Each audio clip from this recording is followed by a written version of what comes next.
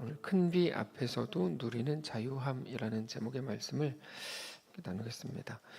아합은 지난 3년 6개월의 가뭄 때문에 너무너무 힘든 상황이었습니다.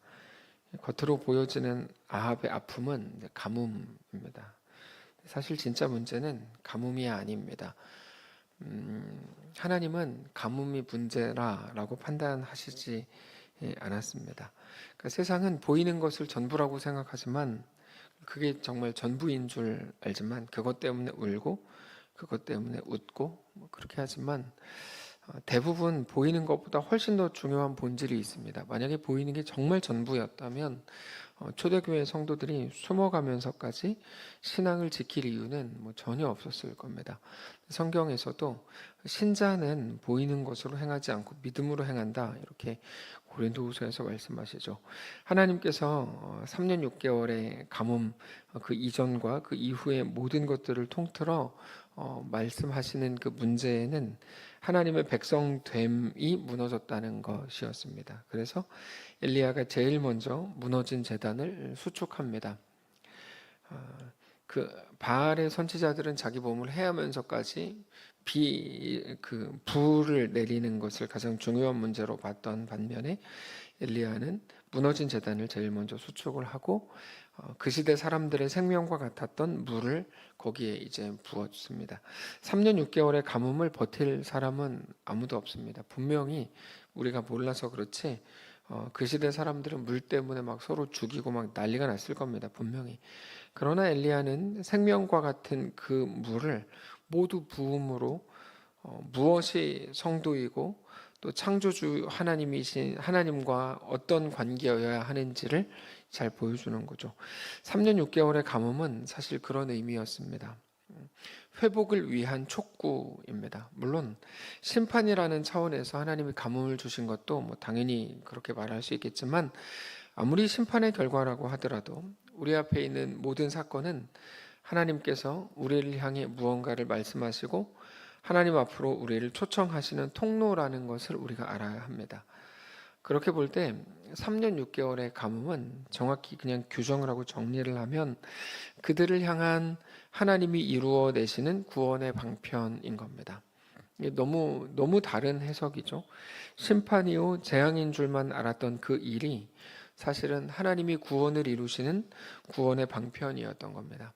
그러니까 하나님 없이 잘 먹고 하나님 없이 부자로 떵떵거리면서 사는 건 생명이 되지 못할 뿐만 아니라 오히려 그들을 죽이는 것입니다. 하나님께서는 그들에게 진정한 구원과 생명을 허락하실 작정이셨고 그게 가뭄이라는 것으로 나타나는 거죠. 그러니까 같은 가뭄을 보면서 다르게 해석되는 순간입니다. 다른 정도가 아니라 완전히 반대로 알고 있었던 거죠. 그냥 이건 심판이다, 재앙이다. 근데 그게 아니고 하나님의 구원이다라고 말씀드렸죠. 어떻게 완전히 반대로 알고 있습니까? 하나님과의 관계가 손상되면 모든 것들이 다 왜곡이 되고 그렇게 이제 오해가 생깁니다. 여러분 이거는 매우 중요한 부분인데 하나님과의 관계가 손상되면 정말 많은 것들이 우리 머릿속에서 왜곡됩니다.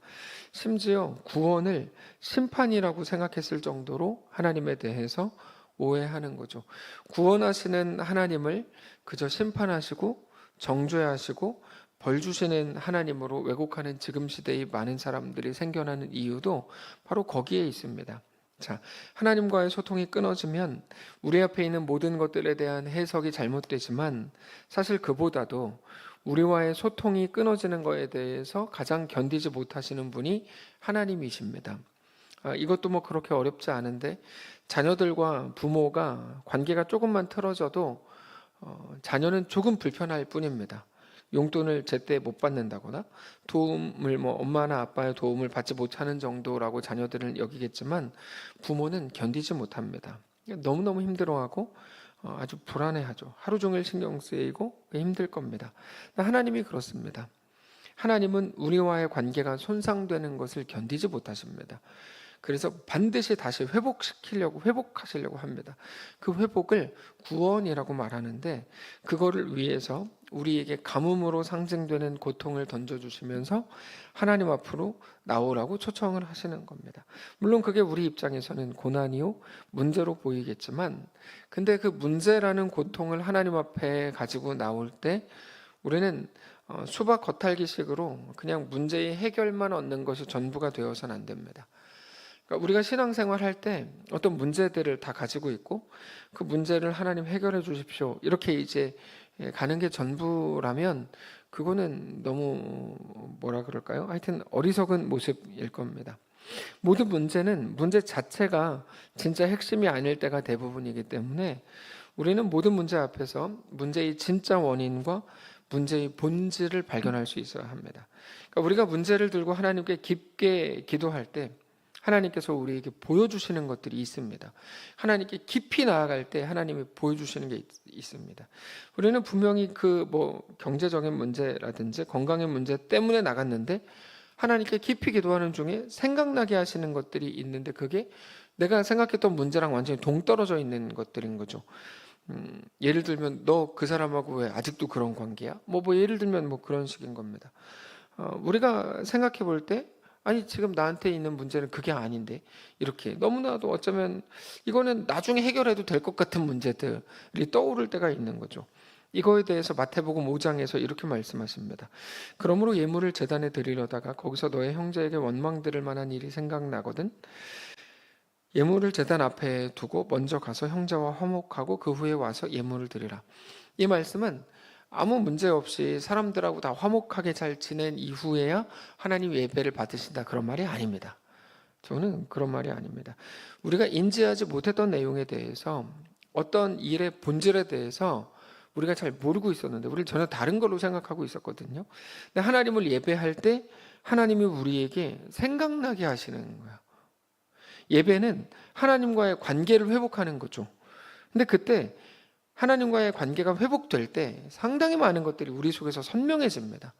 아주 많은 것들이. 23절에서 그 사람이 하나님을 예배할 때 분명히 마음의 어떤 소원을 가지고 나갔을 겁니다. 근데 하나님께서는 전혀 동떨어진 다른 거를 생각나게 하시는 거죠. 누군가와의 불편함이 떠오르게 하시는 거죠.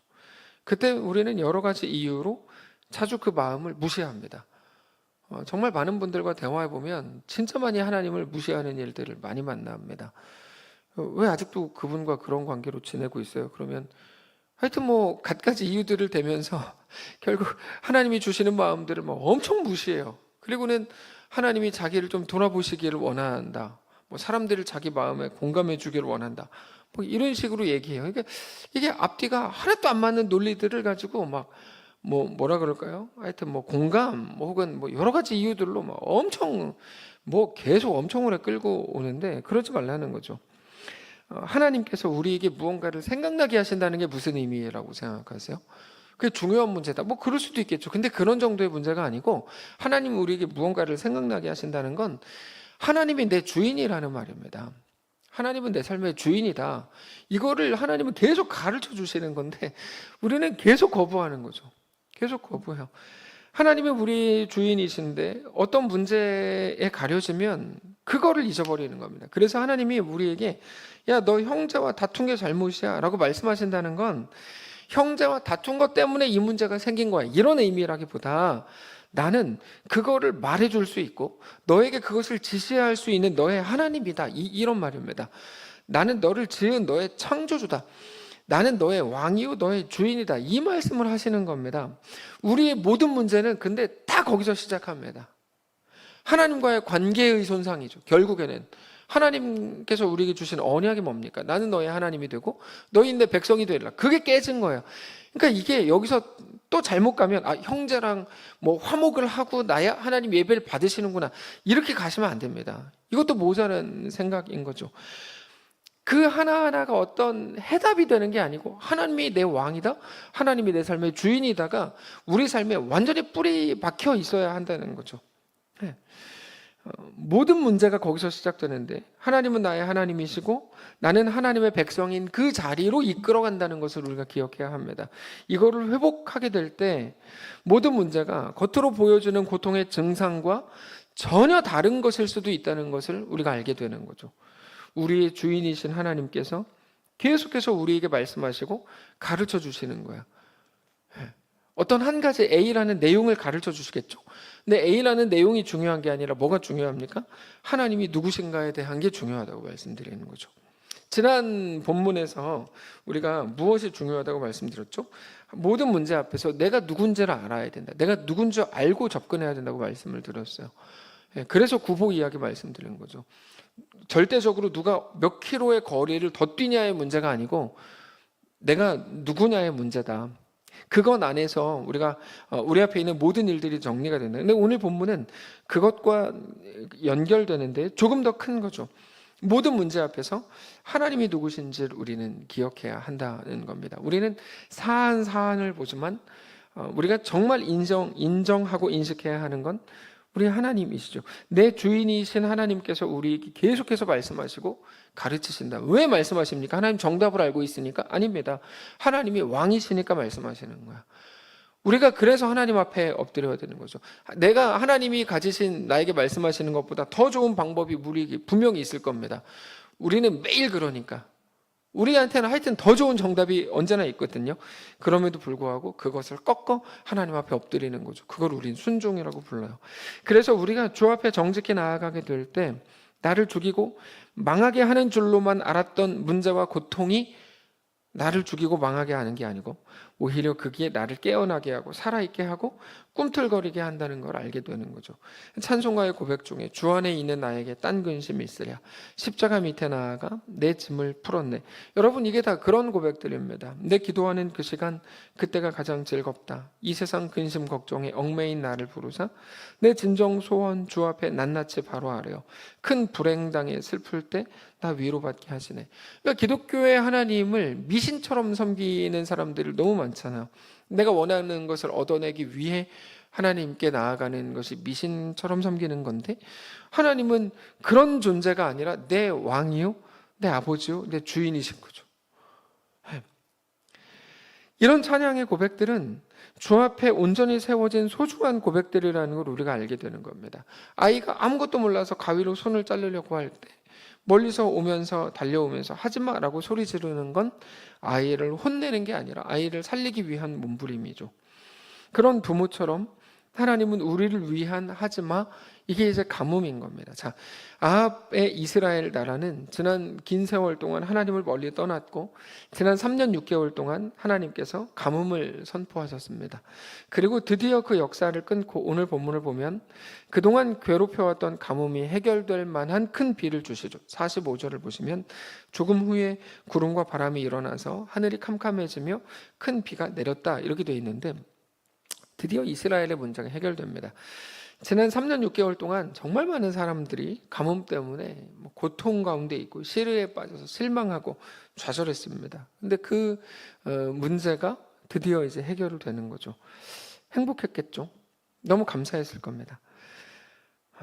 특별히 아합이 그 시대 왕으로서 그런 큰 비를 봤을 때 느꼈을 감격과 기쁨은 엄청난 거였겠죠. 사실 아합은 아무런 기대도 안 하고 엘리야가 불렀을 때 갈멜산으로 올라갔습니다. 엘리야가 제안한 건 비가 아니었고 큰 불이었기 때문에 불의 대결로만 알고 있고 올라간 상태였기 때문에 하여튼 아합이 너무 큰 은혜를 받았다고 이제 본인이 생각했을 겁니다. 근데 여러분 문제는 바로 여기 있는데 이런 모든 사건들이 기쁨으로만 끝나면 안 된다는 문제가 남습니다. 이거는 고통의 문제이건 혹은 기쁨의 문제이건 다 똑같은 문제인데 절대로 그게 끝이 아니라는 거죠. 모두가 기대하지만 사실 이 세상에 아예 없는 게 하나 있는데 그게 뭐냐면 우리 인생에는 절대로 왕자가 가난한 여자와 결혼해서 행복하게 오래오래 살았더래요가 없습니다. 우리 인생에는 이 땅에서는 절대 이런 게 없습니다. 이거를 보고 해피엔딩이라고 부르는데 우리가 이 땅을 살 때는 절대로 엔딩이라는 게 없습니다. 이 땅은 죽을 때까지 계속 과정이지 엔딩이 아닙니다. 그러니까 이 땅은 결론을 보는 곳이 아니라 하나님의 백성이 되는 것이라고 하는 결론을 향해서 가는 곳입니다. 죽을 때까지.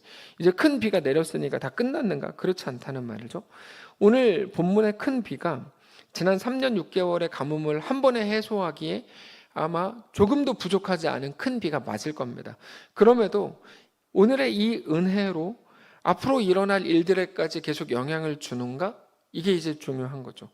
오늘 비가 아무리 왔다고 해도 내일이나 내년부터 또 가뭄이 있을지도 모르는 겁니다. 그러니까 우리는 우리 앞에 일어나는 일들에 대해서 한 치 앞도 알 수가 없죠.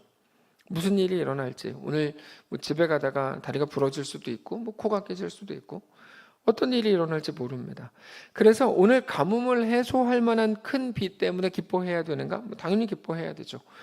그러나 그보다도 큰 비를 주실 수 있는 분이, 주신 분이 하나님이신 것을 알고 고백하는 게 정말 중요한 문제인 거죠. 이게 앞에 나오는 것과 이제 같은 말인 겁니다.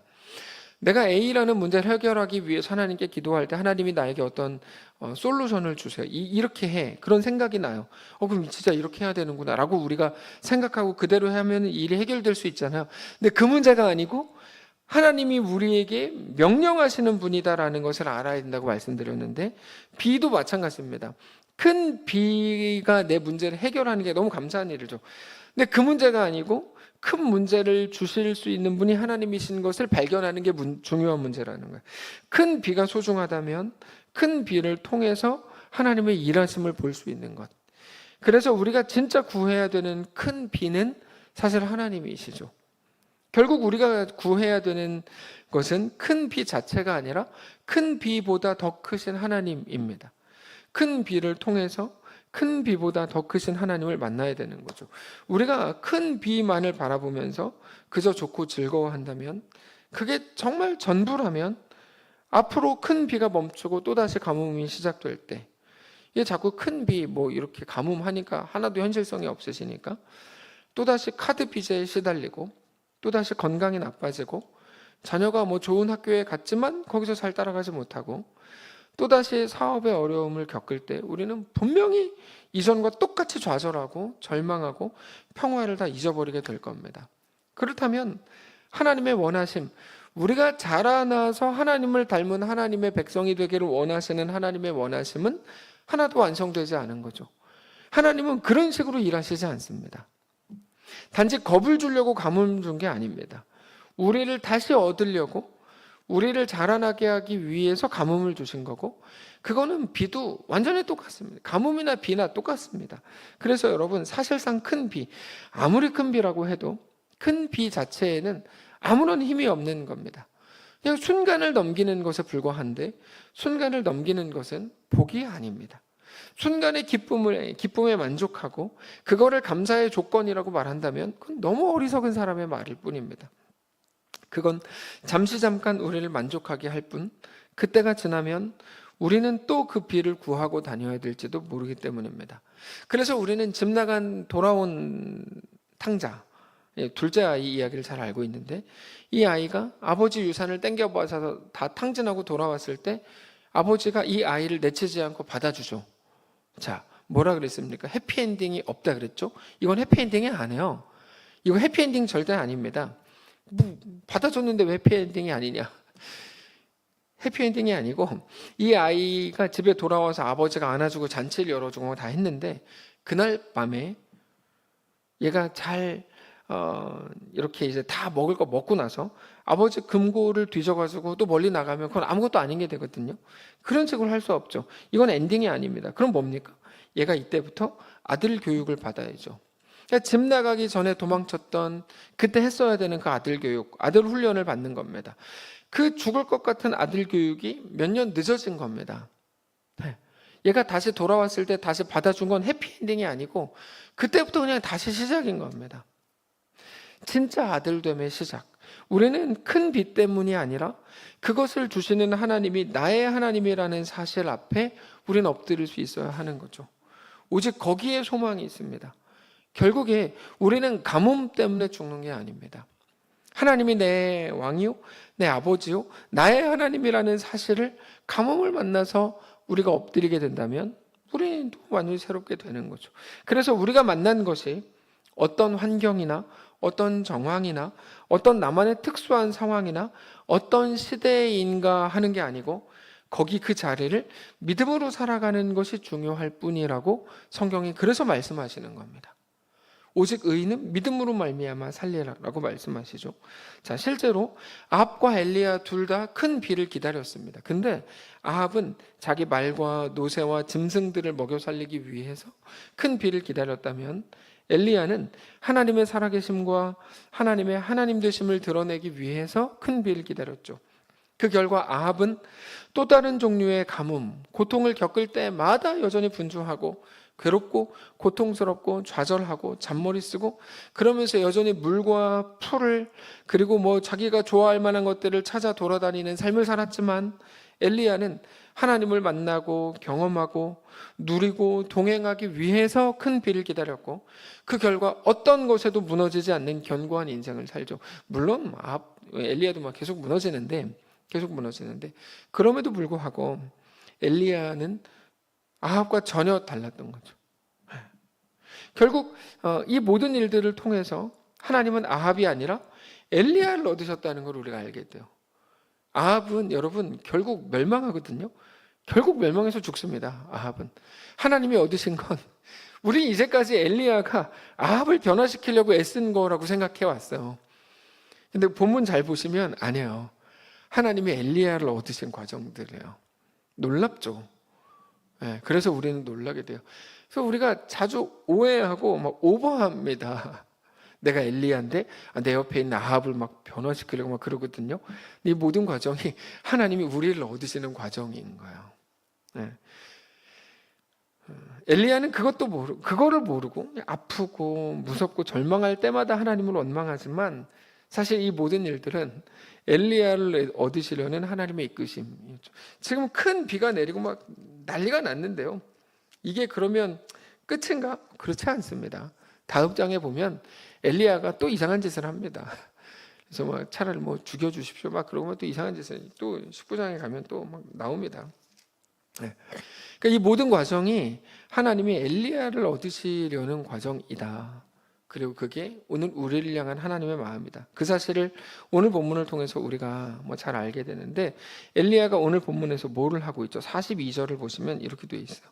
아합이 먹고 마시러 올라가니라 엘리야가 갈멜산 꼭대기로 올라가서 땅에 꿇어 엎드려 그의 얼굴을 무릎 사이에 넣고 엘리야는 방금 전에 갈멜산에서 불의 대결에서 승리한 사람입니다. 근데 지금 뭐 하고 있냐면 하나님께 꿇어 엎드려서 얼굴을 무릎 사이에 넣고 기도하고 있습니다.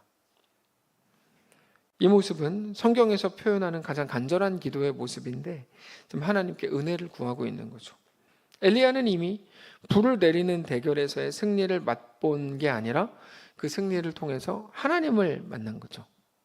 다시 한번 하나님을 볼 수 있었던 거예요. 엘리야에게 있어서 승리는 승리가 아니라 하나님을 만나고 하나님을 보는 통로였던 거죠. 그리고 42절의 기도 역시 비가 올 거라는 확신을 받았고 다 알고 있는데 기도는 왜 합니까? 이것도 웃기잖아요. 다 알고 있는데 기도는 왜 해요? 그리고 43절에서 사환을 시켜서 7번이나 다시 보게 하거든요. 왜 이렇게 합니까? 이것도 엘리야에게 있어서 큰 비는 큰 비 자체가 아니었다는 걸 우리에게 보여주는 거죠. 그거는 하나님을 만나는 통로였습니다. 그러니까 계속 이렇게 하는 거예요. 하나님 만나는 통로였으니까. 하나님 빨리 만나고 싶은 마음이 불타오르는 거죠. 많은 경우에 큰 비는 기쁨과 감동과 희열을 줍니다. 내가 원하는 게 딱 이루어지면 우리는 정말 기뻐하고 희열을 느낍니다. 아마 이번 주 토요일에 딱 했는데 1등 그러면은 우리 모두 희열에 넘칠 거예요. 그거 몇 년 못 가겠지만 어쨌든. 그러나 모든 큰 비가 우리의 고난을 이기게 해주는 모든 기적과 감동이 지속적인 변화로 발전되지 않으면 그건 정말 아무런 의미가 없습니다. 그랬던 사람들이 가버나움과 베세다 고라신 이런 지역의 사람들이었습니다. 그 사람들은 희열을 느낄 만한 예수님으로부터의 그 기적들이 엄청 많았습니다. 아침마다 일어나서 제일 먼저 그 사람들이 했던 거는 예수님 찾아다니는 거였거든요. 예수님 안 보이면 엄청나게 몰려다니면 예수님 어디냐고 그랬어요. 왜냐하면 자기들 오늘도 병고침을 받고 싶거든요. 근데 그들은 그 모든 기적과 감동이 지속적인 변화로 이어지지 않았어요. 예수님께서 가장 크게 저주하신 지역이 벳세다. 그다음에 뭐 고라신, 뭐 가버나움 이런 지역들입니다. 아무런 의미가 없는 거죠. 그러니까 예수 그리고 하나님께 나아가서 기적을 맛보는 게 중요하다고 말하는 게 얼마나 어리석고 무식한 얘기인지를 모릅니다. 그거는 기독교가 아닌 겁니다. 그 우상 숭배자들의 모습일 뿐이죠. 기적과 감동과 문제 해결과 기도 응답과 큰 비를 통해서 우리는 반드시 하나님을 볼 수 있어야 합니다. 하나님 앞에 엎드리는 계기가 되어야 합니다. 그게 베드로의 첫 번째 모습이었죠. 베드로는 부족함 투성이인 사람이었지만 베드로가 예수님 앞에 첫 번째 엎드리는 모습 속에서는 예수님께서 깊은 데로 가서 그물을 내리라. 뭐 물고기 엄청 많이 잡았는데 고기와 배와 그물을 버려두고 예수를 쫓았다고 나오죠. 근데 이거를 모르니까 모든 사람들이 하나님과의 관계를 회복하는 걸로 가지 않고 다 어떻게 합니까? 자기가 받은 거 좋은 거면 그거 지키려고 하고, 여러분 이거는 정말 어리석은 일입니다. 내가 가지고 있는 좋은 거를 지키려고 한다? 그거는 진짜 어리석은 일입니다. 그러다 보니까 더 깊은 수렁으로 들어가는 게 우리의 실력인 거야. 네. 더 건강해지면 그거 지키고, 부자가 되면 돈을 벌면 그거 지키고 더 많아지게 하고, 이런 바보들이 어디 있습니까?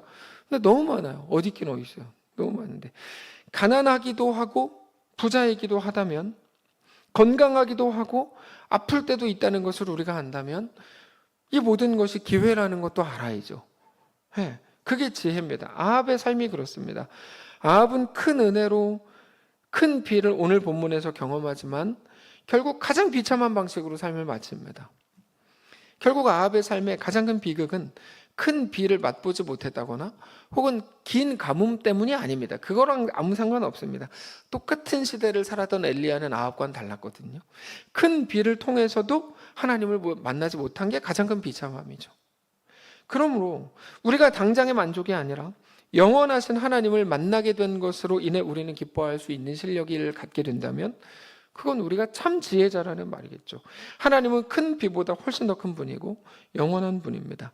하나님은 큰 비의 근원이십니다. 어떤 큰 비라도 우리의 하나님이 그 근원이십니다.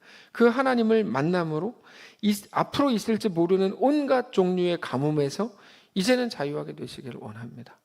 그렇지 않으면 우리는 가뭄이 오면 가뭄에 매이고 큰 비가 임하면 또 큰 비에 매여가지고 지금은 지금 지켜야 돼 막 이런다니까요. 전에 막 계속 아파가지고 교회 못 오던 분이 기적적으로 몸이 건강해지면 그 건강을 지키겠다고 이제 등산하겠다고 또 예배를 못 드리는 거. 이런 이상한 형태가 우리에게 너무 꽉 차 있네. 너무 꽉 차 있어. 너무 안타까운 일이죠. 그래서 엘리야와 같이 더 이상 어떤 가뭄에도 휘둘리지 않고 또 큰 비에도 평화를 뺏기지 말아야죠. 특별히 이 갈멜산에서의 이김, 바알의 선지자와의 불의 대결만이 아니라 이 큰 비가 내린 사건은 사실 3년 6개월의 역사, 그 이스라엘의 흐름을 단번에 바꿔놨습니다. 여러분 이게 놀라운 일인데요. 사실 18장에서 우리가 가장 답답해했던 게 21절에 나오는 이스라엘 백성들의 모습이거든요. 그들의 영적 흐름이라는 게 있었어요. 이렇게 돼 있습니다. 열왕기상 18장 21절에 엘리야가 모든 백성에게 가까이 나와 이르되 너희가 어느 때까지 둘 사이에서 머뭇머뭇하려느냐. 여호와가 만일 하나님이면 그를 따르고 바알이 만일 하나님이면 그를 따를지니라 하니 백성이 한마디도 대답하지 아니하는지라. 이게 너무 답답한 게 3년 6개월 동안의 큰 가뭄이 있는데도 여전히 머뭇머뭇했다는 게 이스라엘 백성들의 모습이고 그들의 영적인 하여튼 현상이라고 할 때 이게 너무 답답한 거죠. 3년 6개월 동안 비도 이슬도 내리지 않는 때였는데 이게 무슨 말입니까? 더 이상 그들이 바라보던 바알이 아무것도 해줄 수 없다는 게 증명이 된 거고 거기다가 아합 왕도 정말 무기력하다는 게 다 증명된 거 아닙니까? 더 이상 어떤 증거도 필요 없을 만큼 하나님 아닌 바알과 아합이 무능하다는 게 증명된 건데도 계속 머뭇거리고 있어요. 그게 이스라엘 백성들의 치명적인 약점이었고 연약함이었던 거죠. 아무것도 없는데 계속 그걸 보고 있어요. 계속. 근데 엘리야는 오늘 본문을 통해서 이스라엘 백성들의 마음을 단번에 돌려놨죠. 그들은 비로소 마음속에서 바알을 지우게 되는 계기가 됐을 겁니다. 이 그림은 오늘 우리에게도 굉장히 중요한 메시지를 주는 그림이라고 할 수 있습니다. 우리도 우리의 욕망과 돈과 권력과 지위와 안정과 관계들을 우상처럼 섬깁니다. 그러면서도 하나님이 우리의 주인이시라고 하는 사실을 알면서도 여전히 머뭇거리고 있는 거죠. 내가 하나님을 바라봐야 된다는 거 알지만 괜히 눈에 보이지 않는 하나님과 신앙이라는 것 때문에 눈에 보이는 것들을 놓치는 건 아닐지, 그게 걱정이 돼서 정말 많은 사람들이 머뭇거립니다. 하나님은 우리가 정말 소중하다고 생각하는, 아니 심지어 하나님보다, 하나님을 섬기는 것보다 더 소중하고 우선적이고 나에게 대안이 되고 어떤 소망이 될 수 있을지도 모른다고 생각하는 것을 우상숭배라고 부릅니다. 우상숭배는 뭐 불교인 그런 사람들을 보면서 우상숭배자라고만 말하는 게 아닙니다. 교회 안에 있는 우상숭배자들이 정말 너무너무 많습니다. 그것만 얻으면 그게 나의 유일한 대안이요 돌파구라고 생각하는 거죠. 여러분, 그게 우상숭배라니까요. 그래서 이제 하나님께서 그 우상들에게서 떠나라고 말씀을 하시는 거예요. 우리는 우리의 많은 실패들을 통해서 오직 주 하나님만이 우리의 참 하나님이시오, 그래서 나는 오직 하나님만을 따르겠다는 결단을 해야 합니다. 우리의 영적 흐름, 특별히 하나님에게서 멀어지고 혹은 하나님 아닌 다른 것들의 어떤 소망이나 돌파구가 있다고 생각했던 모든 흐름들에서 이제는 다시금 주님 앞에 우리 영혼을 내어 맡기는 거룩한 결단이 있어야 합니다. 말씀을 정리하겠습니다. 우리가 오늘 본문을 보면서 우리가 눈에 보이는 어떤 것들이 아니라 오직 하나님을 다시금 바라보실 수 있기를 원합니다.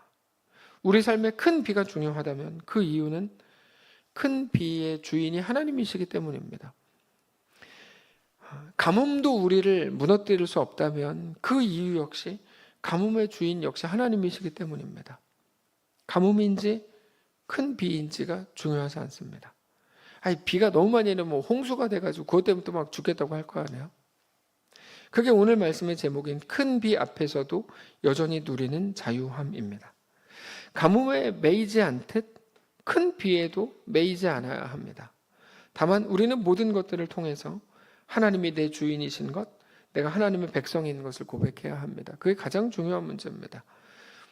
어떤 우리 눈앞에 있는 고통이나 아픔이나 어떤 문제가 우리를 죽이거나 반대로 문제 해결된 것이 우리를 살게 하는 게 아니라 오직 하나님의 백성이요 내가 하나님의 자녀인 것을 아는 것, 그것만이 우리에게 생명이 되는 것입니다.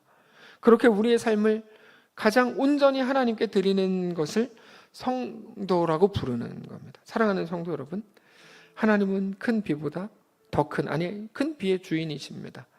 지난 본문을 통해서 모든 문제를 볼 때 우리 존재를 먼저 생각해야 된다고 말씀드렸는데, 이제는 모든 일들 속에서 우리 하나님을 온전히 바라보실 수 있기를 원합니다. 하나님이 누구신지 깊이 묵상할 때 우리는 비로소 그 어떤 것에도 매이지 않을 진정한 자유함이 우리 속에 가득 임하게 될 겁니다. 우리 앞에 모든 일들이 그렇게 의미를 갖게 되고 그렇게 가치를 가지게 되고 그렇게 소중하게 되는 우리 모든 삶이시기를 원합니다. 찬양하겠습니다. 우리 살아가는 모든 날들이 다 주의 숨결 속에 지어졌으니 이제 모두 모여 다 주를 찬양해. 그는 영원토록 찬양 받으실 주. 우리 모든 일상 속에 이 고백을 하게 하시옵소서. 간구하며 찬양하겠습니다. 우리 살아가는 모든 날들이 다 주의 숨결 속에 지어졌으니 이제 모두 모여 다 주를 찬양해. 그는 영원토록 찬양받은. 다시 한번 합시다. 우리 살아가는 모든 날들이, 우리 살아가는 모든 날들이 다 주의 숨결 속에 지어졌으니 이제 모두 모여 다 주를 찬양해. 그는 영원토록 찬양받으실 주. 우리 함께 찬양하며 걸어가리 길 우리 발걸음 주가 이끌어 주시리 넘어져도 낙심치 말 것은 시작하신 우리 주 그 끝을 우리 눈 감고 고백합시다. 우리 함께 찬양하며 걸어가리 길 만족스러워서가 아닙니다. 우리 발걸음 그가 이끌어 주시기 때문입니다. 그가 모든 것이 합력하여 선을 이룬다. 잠시 넘어져도 낙심치 말 것은 넘어져도 낙심치 말 것은 시작하신 우리 주 그 끝을 이루어 주시리 그 끝을 다시 한번 고백합니다. 우리 함께 찬양하며 걸어가리 길 우리 발걸음 그가 이끌어 주시리 그가 이끌어 주시리 잠시 넘어져도 낙심치 말 것은 낙심치 말 것은 시작하신 우리 주 그 끝을 이루어 주시리 그 끝을 이루어 주시리 우리 다 같이 눈 감고 잠시 기도하시길 원하는데요. 지난 주일 말씀을 기억해 보십시오. 그때의 핵심은 요셉이 그렇게 꿈까지 막 해몽하는 대단한 능력을 받았다 이게 아니라고 말씀드렸어요. 무엇이었습니까? 요셉이 그렇게 최선을 다했고 원하는 결과를 맞이했는데 결국 그가 밖에 나간 다음에 요셉을 기억하지 못하더라. 요셉의 생각대로 요셉의 계획대로 된 건 하나도 없더라. 이게 지난 주일 말씀의 본문 핵심이었어요. 그런데도 하나님 우리에게 무엇을 말씀하세요? 요셉의 실력으로 요셉의 삶을 만들어가는 거 아니다. 하나님이 이끄신다. 모든 것이 합력하여 선을 이루신다. 우리 발걸음 그가 이끌어 주시리. 그럼 내가 넘어졌다가도 다 잘 된다는 얘기입니까? 그런 의미가 아니죠. 우리의 모든 못남, 모든 문제와 모든 아픔 혹은 모든 잘됨 그 모든 것의 주인이 하나님이십니다. 우리는 하나님의 때 하나님의 방식으로 우리 인생을 가장 완전하게 세워나가게 될 겁니다. 그래서 어떻게 하라는 겁니까? 믿음으로 우리에게 주어진 모든 오늘의 정황을 살아가는 거죠. 우리가 늘 해야 되는 간구는 그겁니다. 나에게 믿음을 주십시오. 믿음으로 나에게 주어진 시대를 살게 해주십시오. 그냥 소리 질러버리고 한번 울고 끝나는 게 아니라 살아야 되잖아요. 한번 울고 끝나지 않잖아요. 좀 나에게 믿음을 주셔서 넘어진 그 순간에도 혹은 큰 비가 내린 그 순간에도 하나님을 신뢰하며 오직 의인은 믿음으로 말미암아 우리가 살게 하옵소서. 조용히 묵상하면서 하나님 앞에 나아가겠습니다. 기도하겠습니다. 주님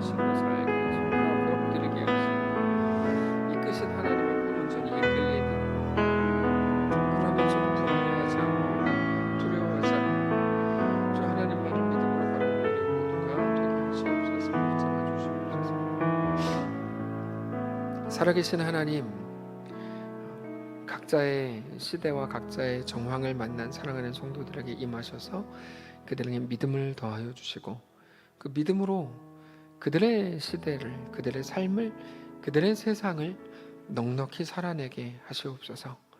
우리가 바라볼 분은 오직 하나님 한 분이신 것을 기억하게 하시고, 그렇게 하나님과만 믿음으로 동행하는 우리가 되게 하시옵소서.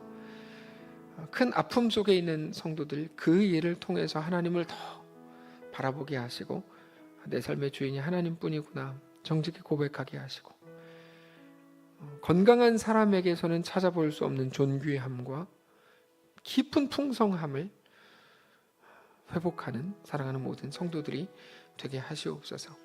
하나님, 특별히 내일 수능인데 우리 사랑하는 다음 세대 아이들에게 꿈과 비전을 허락해 주시고, 정말 원하건대 그 아이들이 하나님을 알되 깊이 알게 하시고, 하나님께 온전히 드려진 바 된 인생이 되게 하시고, 세상에서 아무리 잘나고 아무리 모든 것을 가졌어도 예수가 아니면, 예수가 없으면 모든 것이 재앙뿐인 것을 깨닫게 하시고, 오직 하나님이 그들의 주인이신 것을 알고 고백하는 사랑하는 모든 아이들이 되게 하시옵소서.